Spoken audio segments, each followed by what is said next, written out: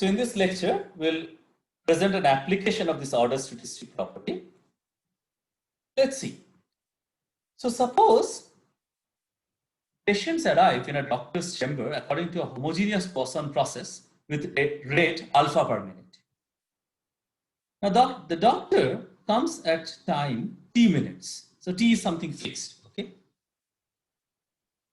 And starts seeing the patients immediately. Now the doctor is a very exceptional doctor, I would say, very special doctor. Typically, doctors never do that. Don't even expect this if you go to a doctor's chamber, but this doctor does it. So what he or she does is he or she compensates each patient waiting up to time t with rupees c per minute that patient waited. Okay? So in other words, if you have come early and t is large, then you are going to make a lot of money. Okay? Rupees c per minute. Now, of course, here the time can, is measured in fractions also. Now, what is the total expected compensation paid by the doctor? Of course, this would never happen in practice, but this is just for, a example purpose we are using it. Okay, so let's try to first formulate this as a problem in Poisson process. So suppose for each u bigger than or equal to 0, let n u be the number of patients arriving up to time u minutes. So here time unit has to be minutes because the rate is alpha per minute. Okay? So then what is given to us is that nu is a homogeneous Poisson process with rate alpha. This is given to us. Now let y be the total compensation in rupees to be paid by the doctor. Now we have to compute expectation of y. Now the way we'll compute it is we'll compute it as the expectation of the conditional expectation of y given nt. Now before we do that, note that if nt is 0, that means if up to time t is no patient has arrived, then it's the doctor's lucky day. He or she doesn't have to pay any compensation to the patients at all. Y is 0 in that case, conditional. However, if that is not the case, that is if nt is actually n, small n, some positive integer n, and conditionally on this, the patients arrive at time points S1, S2, all the way up to Sn, all are between 0 and t. T is allowed, but 0 is not, of course. Then the total compensation given by the doctor would be, so every patient, say IF patient, came at the time point Si, so the IF patient has waited for T minus Si amount of time, or kth patient, let's call it kth patient. Kth patient has waited for T minus Sk amount of time, right? The kth patient has arrived at time Sk and the doctor has arrived at time T, so the patient has waited for T minus Sk amount of time. So T minus Sk minutes, okay, where we can allow fractional minutes also. Per minute, the compensation paid by the doctor would be C. So therefore, C times T minus Sk is the compensation paid by the doctor to the kth patient who arrived within time T. Of course, this is conditionally that exactly n patients arrived. And this is true for all 1 to n. So therefore, conditionally y is equal to this sum. So in other words, we have to compute expectation of this sum, okay, essentially. Of course, if n is 0, this sum is 0. Small n is 0, then this sum is 0. So with that convention, we have to compute the expectation of this sum. Of course, we'll do it conditionally first, and then we'll compute the unconditional sum, unconditional expectation. Okay, so then y is the total compensation to be paid by the doctor, and clearly y is 0 whenever nt is 0. Therefore, expectation of y given nt equal to 0 is 0. That conditional expectation is very easy. Now let's try to compute the conditional expectation of y given nt equal to n for a positive integer small n. Okay. What is that? We have already seen that y is just conditionally on nt equal to n, y is just this sum. So therefore, we have to compute the expectation of this sum given nt equal to n.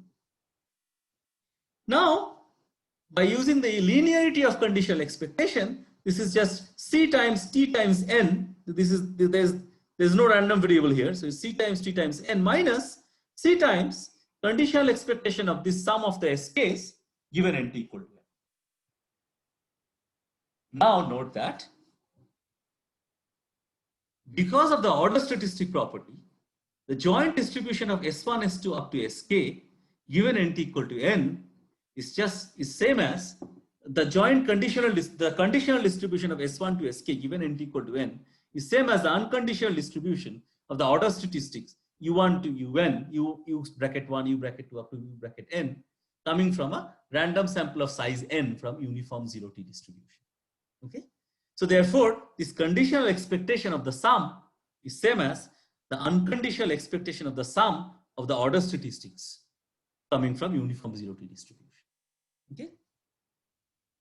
So let's summarize what we have obtained so far. We first observe that if Y is the total compensation to be given by the doctor in rupees, of course, an expectation of Y given NT equal to 0 is 0. And on the other hand, for each positive integer n, expectation of Y given NT equal to N is this quantity. Now note that this is a sum of order statistics. This is just ordered values of U1 to UN, right? Therefore, since the sum is the sum of the order statistics is same as the sum of the original random sample. Okay? So therefore, if n equal to 2, we are basically saying minimum of U1 and U2 plus maximum of U1 and U2 is equal to U1 plus U2. Okay? In general, for any n, the sum of the sample is equal to sum of the order statistics. Right? So therefore, we can remove this bracket from here, and this will just become the sum of the order statistics. That's the trick. That's the main trick, I would say, in this calculation. Now, once you see that, now because of linearity of expectation, this just becomes sum of these guys. And then all the UIs are IID uniform 0 to T. In particular, that each of them have expectation T by 2. Using that, you can put it here and you'll get this is equal to half CTN. So therefore, expectation of Y given NT equal to N is equal to half CTN for all non-negative integer N actually. Because N equal to 0 also this is true. This is 0. You put N equal to 0 also this formula is correct.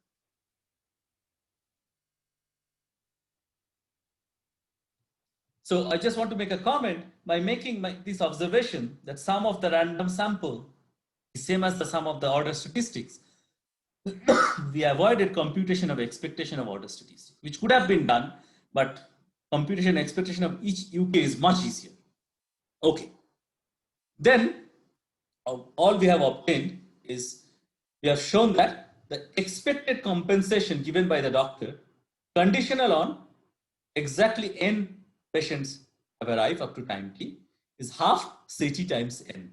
And this is true for all n bigger than or equal to 0.